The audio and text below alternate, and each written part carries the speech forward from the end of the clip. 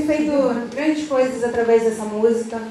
E lá no Brasil, Flamengo, não sei se vocês estão sabendo, o Flamengo ganhou ano passado o Campeonato Brasileiro. E eles estavam... Ganhou? Eu sei porque... porque eles estavam treinando com a minha música, com essa música Missão Impossível, então por isso eu fiquei sabendo. O jornal lá do Rio de Janeiro me ligou dizendo que o treinador estava treinando os jogadores com essa música e logo depois fiquei sabendo que eles ganharam o campeonato. Então eles foram campeões e vencedores, assim como disse a música. E também os lutadores de Vale Tudo, lá do Rio de Janeiro, também estão usando essa música para treinarem. Então eu recebo muitos e-mails de gente quando gradua na universidade, usa essa música também. Então Deus tem feito grandes coisas através dessa música, tenho ganhado muitas almas de Deus através dessa música.